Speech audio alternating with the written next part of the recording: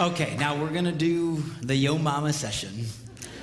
The number one key to incredible sex. And I just want to set this up a little bit for you guys so you can kind of understand where I'm coming from. In addition to some of the things that I do, being a minister and a relationship speaker and a musician and whatever, I'm also a pilot. And if I were to try and tell you how to go from my home airport in Stevens Point, Wisconsin to Green Bay. Ooh, we got a Green Bay person there. They say, Pastor, how do you get there? I'd say, well, you pretty much would fly a heading of 090. Actually, technically, it's a little more north of that, but for our example, that's fine. You fly 090, you pretty much go right from Stevens Point to Green Bay, okay? Now, that's assuming there are no other variables. For example, if the wind starts blowing very hard out of the north and you keep flying 090, you won't get to Green Bay. You'll wind up in Milwaukee or Chicago or who knows where else, depending on the strength of the wind. So if the wind is coming that hard, we might change our heading to 065 or something. Now we're flying more like this to go this way. Okay? If you keep just pointing the plane to where you want to go without adjusting to the variables, you'll always get off course. So it seems kind of odd, but a lot of times you're flying in weird angles so you can go straight. Now, what I'm going to share with you when I talk about sexual issues here is how to get from point A to point B. But it depends on your variables, and everybody has them. All right? And it's impossible for me to cover all of that in this session. I'll try and do the best that I can. But you're going to have to use your own best wisdom, your best judgment, common sense to understand why something I might share may not exactly help you get to where you need to get because of your past or whatever the deal is. And then you adjust accordingly. And if you're really stuck, give us a call. Call our office. We would love to help you. And we really appreciate when people call us and asking us questions about, well, how do I deal with this problem and that sort of thing. So just keep that in mind. I understand you might have some big variables, and you'll just have to adjust for yourself in that. The other thing that I want you to keep in mind is this.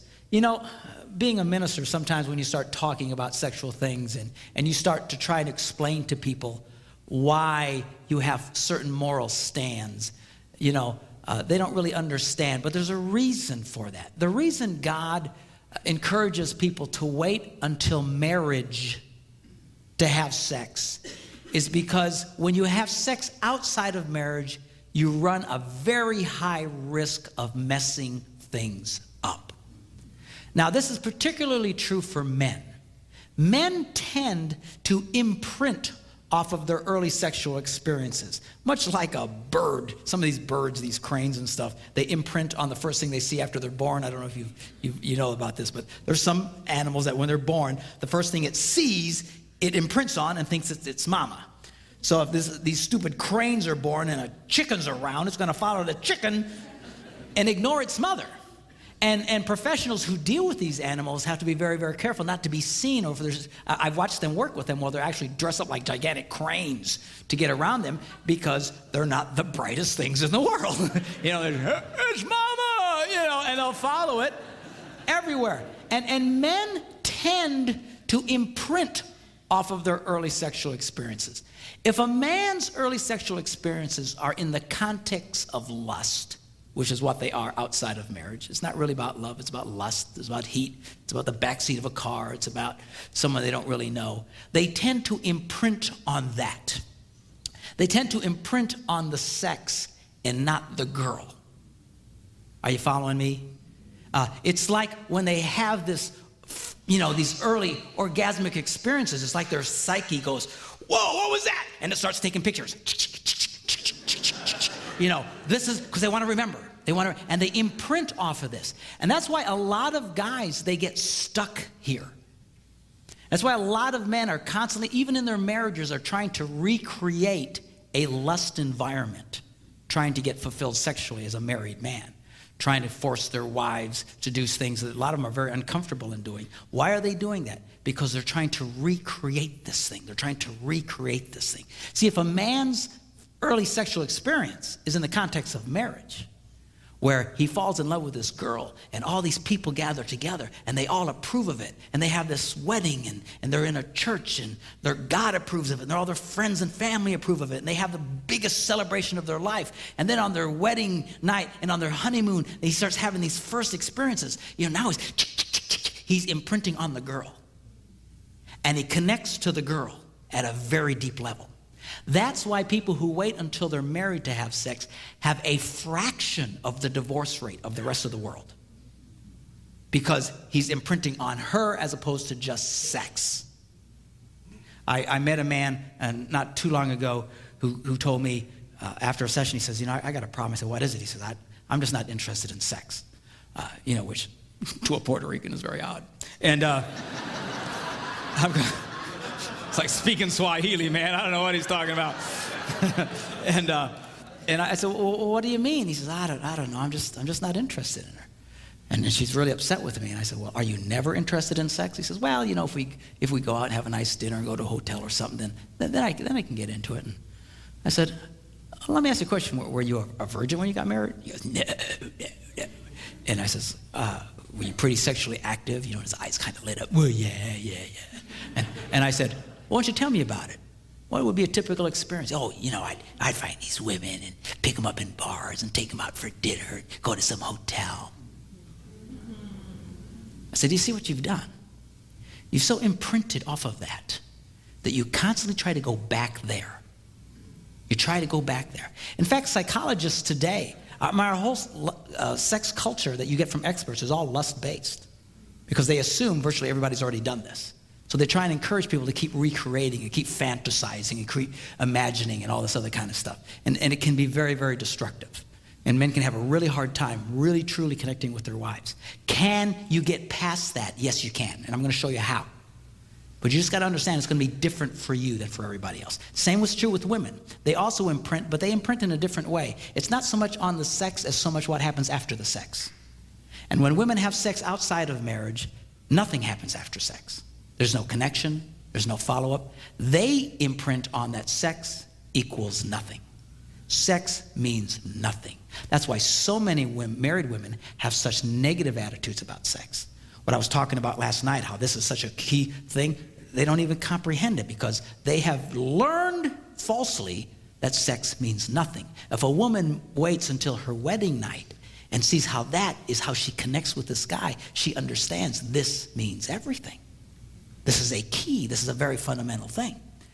Particularly, you feel very bad for women who've been sexually molested because not only does it mean anything, their whole experience was forced on them. And that so has such an impact. Those early experiences are so important. It's not like God is embarrassed about sex. God is not a prude. He's seen you naked. He can handle it.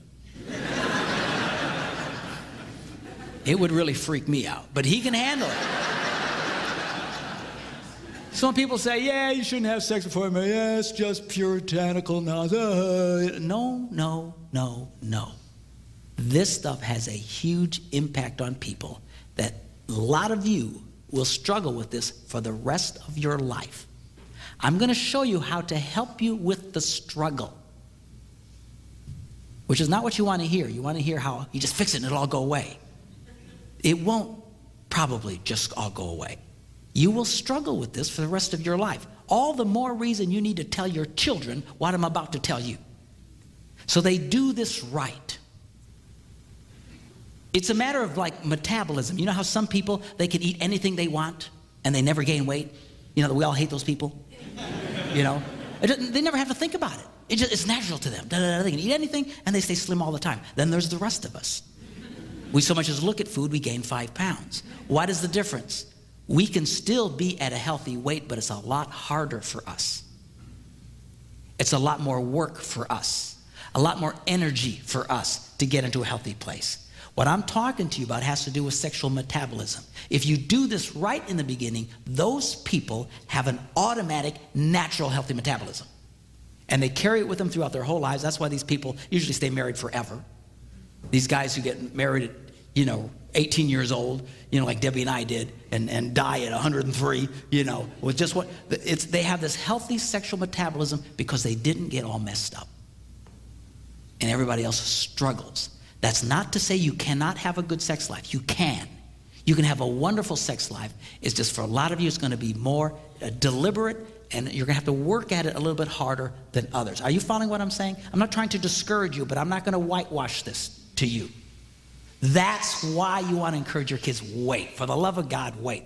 And particularly for women, not only psychologically, they have now determined through research that women physically do not respond the same after they've had multiple sexual partners. Women typically, when they have sex, they release a chemical called oxytocin into their bloodstream. It gives them this buzz, and it helps them to connect emotionally. It's the same chemical that's released in a woman when she breastfeeds a little baby.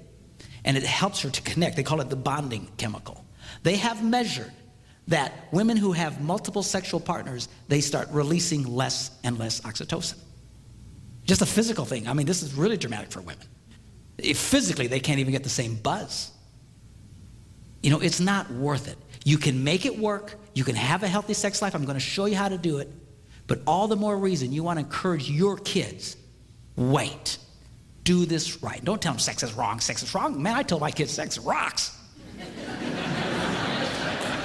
Man, sign me up, Jack. I like this. All right? But do it the right way. If you don't do it the right way, they can struggle. Some of you are struggling now. Some of you will struggle for the rest of your lives. You can get it right. Just your metabolism is going to be different. It'll take more energy, and that's okay. Are you hearing me? Don't get discouraged. You can still do it. It'll just be different than if you would have waited. I wish to God we'd all waited. I know we didn't.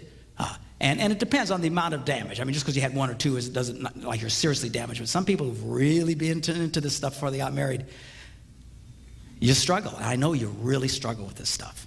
And hopefully what I share with you in this session will really help you. Okay, y'all okay? You ready?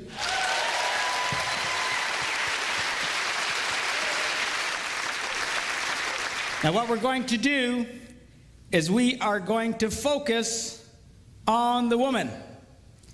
You say, why is that? Because she's a lot more complicated than you.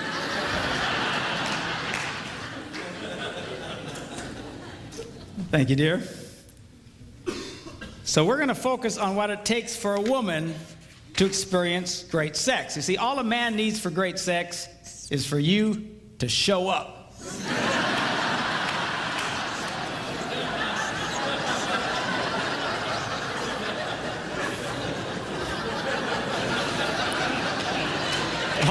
All we need is oxygen. Where is she? All right? All right, so guys are easy. Women are a little bit more complicated, and we're going to approach this. And again, keep in mind, I'm going to be dealing with this issue from a stereotypical standpoint that a man is more interested in sex than his wife. If you're the opposite, you just have to interpolate, and a lot of the same rules apply. All right? So anyway, so number 5. What does a girl need? Well, first, we're going to start with 5 and go up to the number 1 key to incredible sex. She needs romance. Looking at the Song of Solomon, he writes, "How delightful is your love, my bride. How much more pleasing is your love than wine, and the fragrance of your perfume than any spice." Here's a man who knew how to talk to a woman. He was romantic. One of the things that really has me ticked off today with the whole porn thing, and there's lots of them that have me ticked off, but the fundamental one is that it has changed men today. It used to be that men were lovers of women, but this whole porn thing has turned so many men into self-centered pigs. It's not about making love to the woman. It's about being gratified. Why don't you do this to me? Why don't you do that? Hey, man, what do you do? Well, how do you get your head out of the toilet? All right? You want to have a great sex life? You've got to learn how to be a lover to the girl. A lot of guys get mad because women aren't as turned on as they are automatically, or don't have as much desire as they have. Guys will say, well, my wife's not interested in sex. Sure she is. All women are interested in sex. All women have sexual desire, but it's different from you. Your job is to be a lover to her and awaken the sexual desire that is in her. All right? And a lot of guys, they don't want to do that. They just want to be lazy. I know, I are one.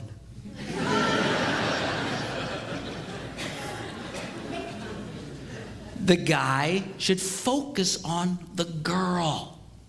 It should be the man's goal to bring his wife to orgasm. You know, and you usually can tell by the way she responds, the little oohs and the ahs, and some of y'all it's yee-haw!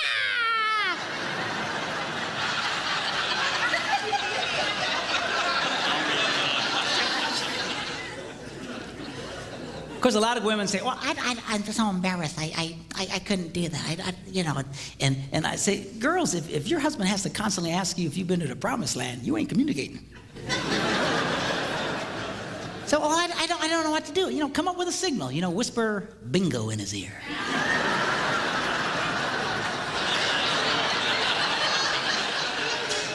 It makes for great code later. You can talk around the kids. They have no idea what you're talking about.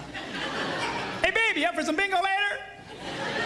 Yeah, I can do some bingo, you know. Your kids will say, man, you ever see mom and dad play bingo? What's with the bingo thing, you know?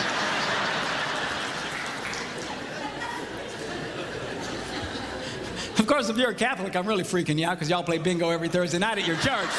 But that's a different bingo, all right? Lovers of women, you should be focusing on the girl. You need to romance the girl, and romancing the girl isn't in the middle of the night going, hey, you awake?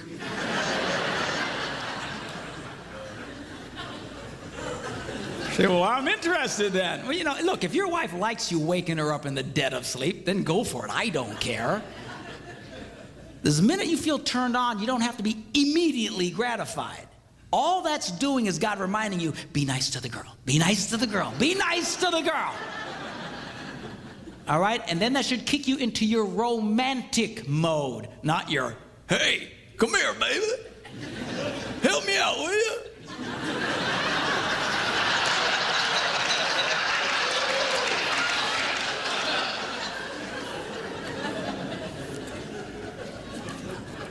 It is your job to be a lover to the girl. And I'll tell you what, this whole desire thing really has a lot of couples stressed out.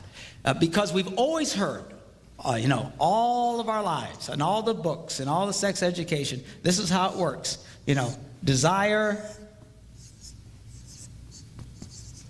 leads to arousal, which leads to sex. Right? We've all heard that. Great. Only one problem with that. It's not true for millions of people, particularly women. There's some guys, this works for them too, and they really struggle because they, you know, I'm a man, I should be this way, but a lot of people, they're not. A lot of women exhibit little to no desire at all. And then they feel badly about themselves because they think, well, I should. I should. Who told you you should? Some stupid textbook? Who cares? I have discovered, asking couples and interviewing them, that, you know, this whole desire thing, a lot of guys, yeah, she's just not ever interested in sex. She doesn't want to have sex. And I said, really? I said, well, let me ask you a question. Will she have sex with you? Well, yeah. Well, what's she like when she does? Oh, she's incredible. In fact, I've actually come to the point, I don't have any data to support this, but just, you know, from the couples I've talked to, but I've come to believe that some of the most sexual people on the planet exhibit little to no desire at all up front. In fact, a lot of women who are incredible sexual animals only feel like doing it when they're doing it. They don't lead with this big desire thing in front. Now stop and think how that changes your view of yourself. Because right now, if you think, well, gee, I never feel that much, there's something wrong with me, and then you develop a negative attitude about sex. See? And a lot of guys get angry at their wives because, well, she never initiates it. She never wants. Well, who cares? Who cares? I promise you, in my house, I am the initiator.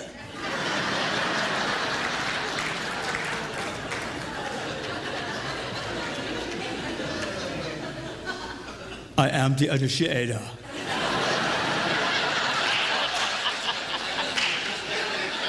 I will initiate, and then I'll be back.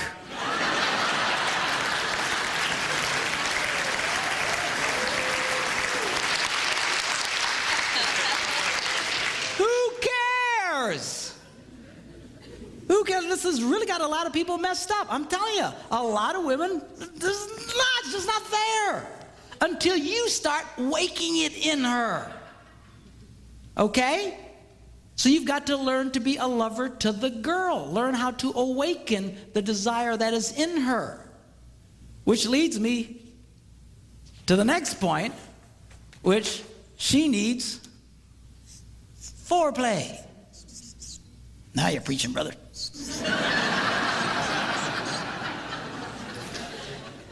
And let me say this to you. You know, a lot of guys' way of initiating sex is they'll ask their wife, you want to have sex? And the answer more often than not is no.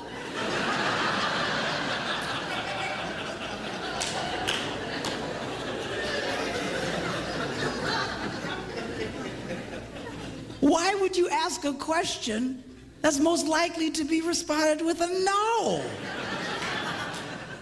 I never ask my wife if she wants to have sex. Never. I just go for it. Because I am the initiator. You may not feel like it now, but you will when I'm finished.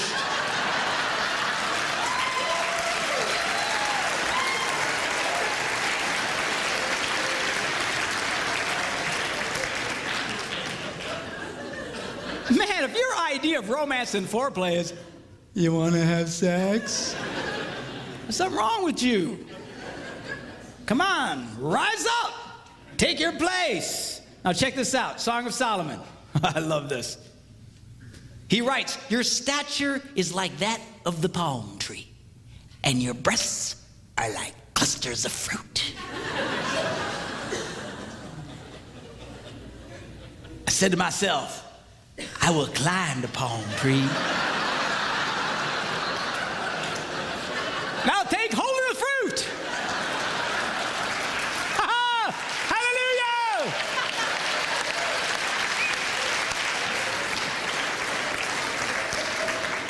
Now the problem here is most guys don't want to take the time to climb the palm tree.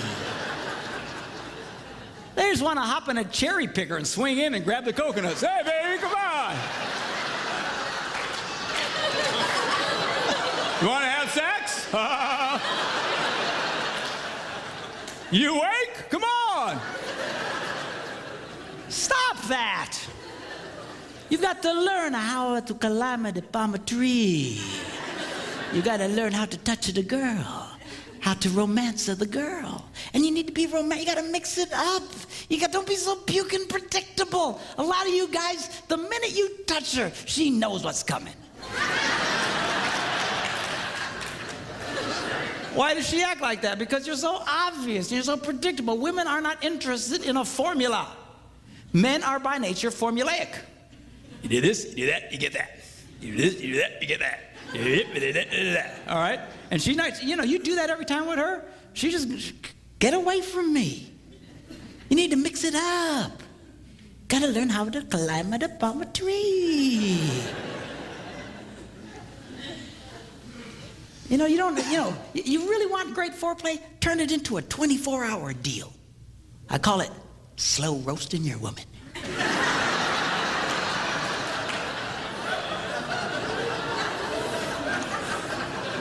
Man, it rocks. Don't be in such a hurry. Kiss the girl, leave her alone. Flirt with the girl, leave her alone. Touch the girl, leave her alone. Keep her guessing. What's going on? What is this? My wife will come out of the shower and say, hey, baby, just lay down. I'll give her a back rub and she'll fall asleep. Now cover her up and I'll just crawl into bed next to her, turn off the light and go to sleep. So I couldn't do that, Pastor. I'd go blind.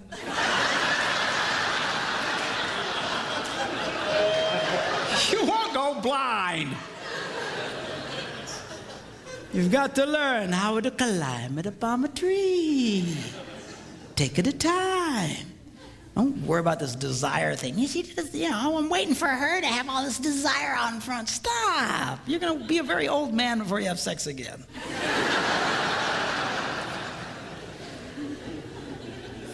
All right?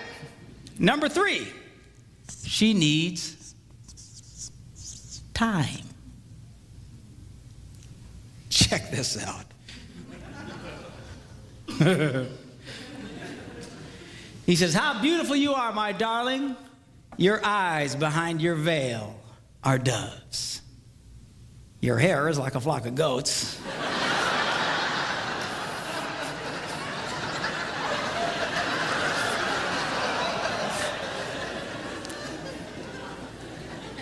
Not my choice of words, but apparently 4,000 years ago, this was hot talk.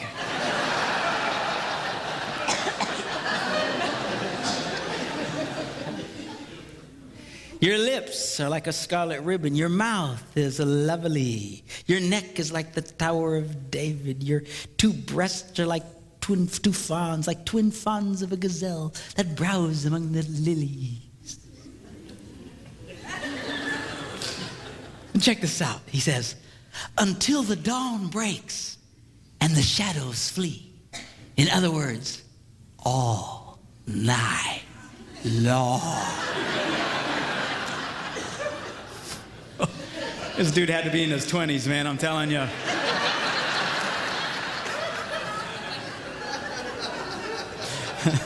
This Puerto Rican's way past all night long, I gotta tell you right now. But all night long. What's he gonna do all night long? He says, I will go to the mountain of myrrh and to the hill of incense. Where exactly is that, Pastor? Let me explain it to you. If you look in the back of your Bible where they have all those nice maps of the Holy Land and stuff, you can look as hard as you want. You won't find Myrrh Mountain anywhere. So, well, where is it? And I'll think it through. Talks about her hair, and her eyes, and her nose, and her lips, and her neck, and her breasts. Ends up at Myrrh Mountain. Where do you think it is?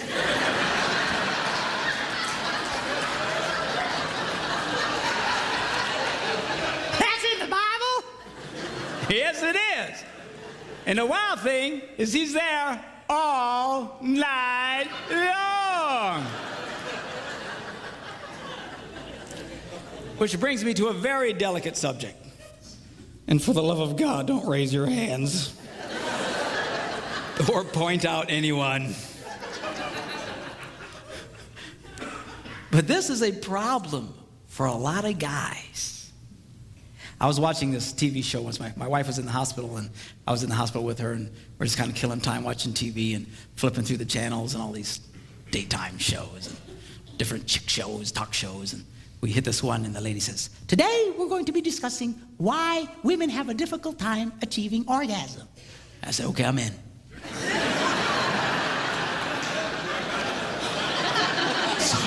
So I said, let's watch this one. I like this one.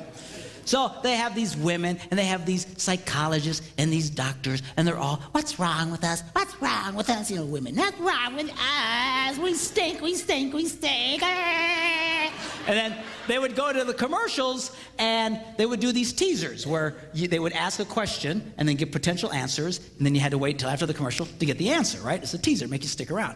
Well, about halfway through the show, they asked this one question. What is the average length of a man's sexual experience? A, 2 minutes, B, 10 minutes, C, 20 minutes. And it went to commercial.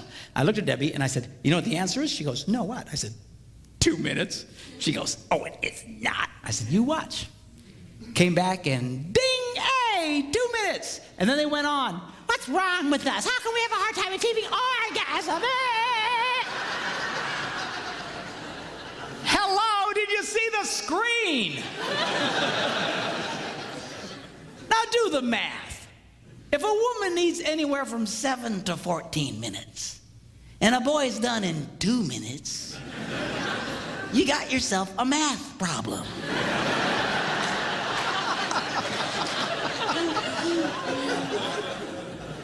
And the worst part of it is, 2 minutes is the average.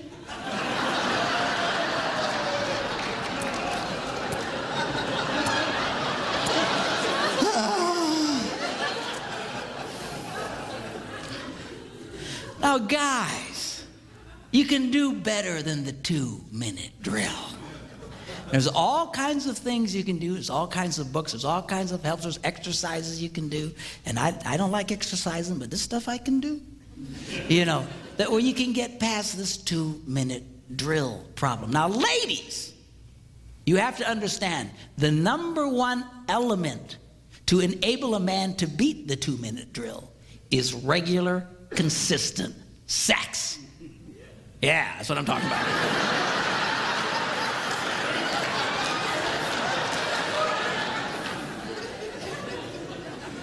You make a guy wait for 2 weeks, and he ain't gonna last 30 seconds, for crying out loud.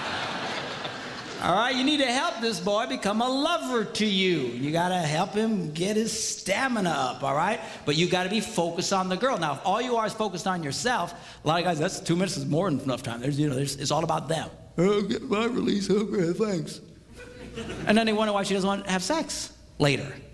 Well, it's a drag for her. I know women who've been married their entire married lives who've never had an orgasm. Never. But who'd been married before and knew what an orgasm was. They knew what I was talking about. Come into my office, and I don't know. I said, well, let me ask you a question. Does he ever ring your bell? No. So have you ever had your bell rung? Yeah. So she knew what I was talking about. Been married before. So let me ask you a question. When he makes love to you, she goes, yeah. I said, 2 minutes or less. She goes, how'd you know? I mean, come on, guys. We can do better than the 2-minute drill. All right? Number 2, she needs privacy.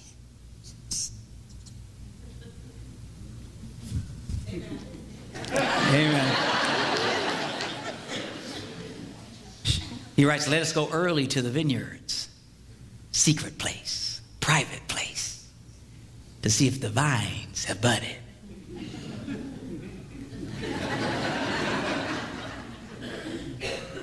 If their blossoms have opened, if the pomegranates are in bloom. People sure are into gardening.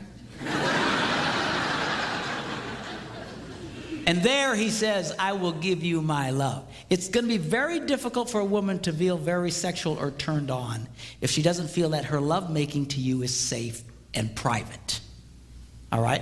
Which means chances are, if you have dinner guests waiting in the next room, she won't be very interested. To a lot of guys, we'd have no problem with that.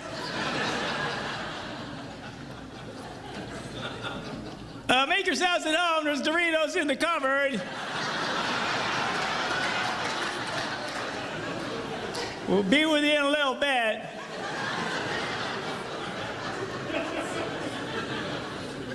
About 2 minutes, I'd say.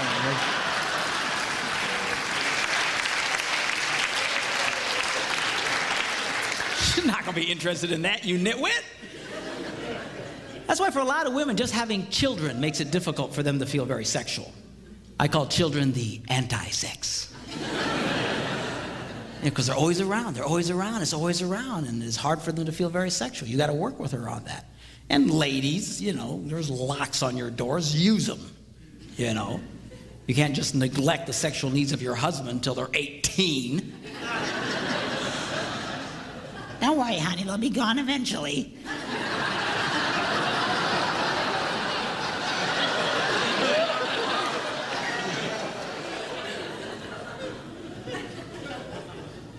Everything changes with children. You know, you're not the same anymore. Women, guys have to understand that physically they're different, emotionally they're different. Everything's changed. Those beautiful, seductive breasts are suddenly transformed from erogenous zones into public utilities.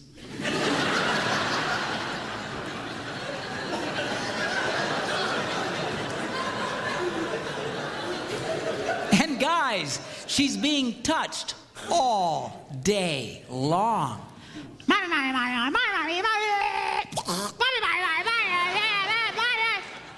and then you come home.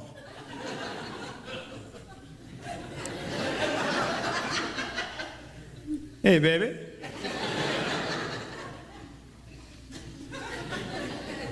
Touch me and die.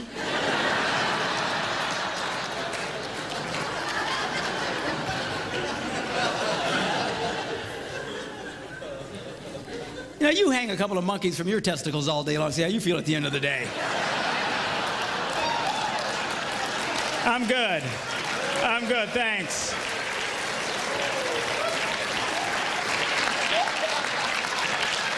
I'm okay, thank you. Thanks for asking. I'm good. I'm good.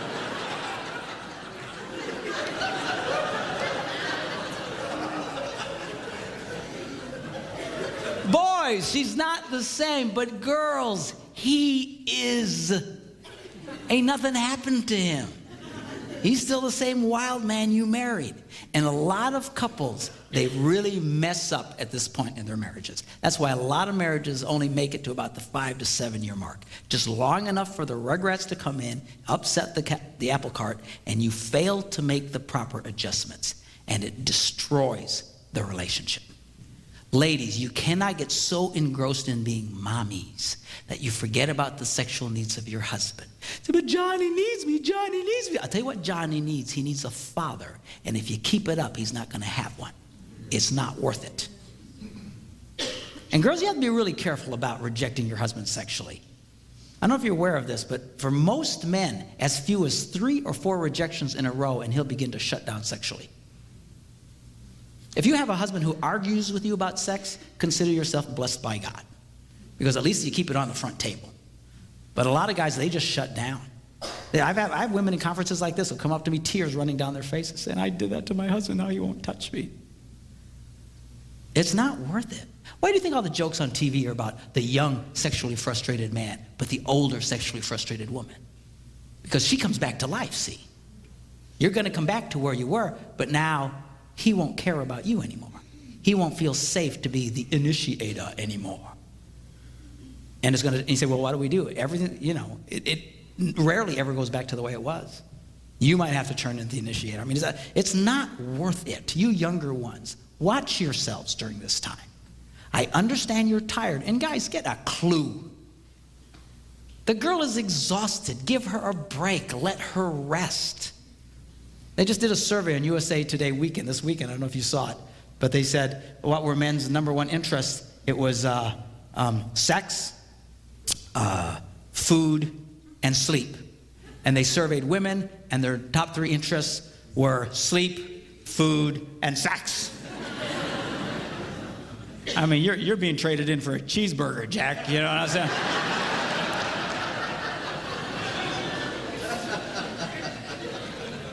Help the girl. Let her rest. Give her a break. You want her to be a lover to you? Let her take a nap. You take the little rugrats for a while. Let them peel your brain apart.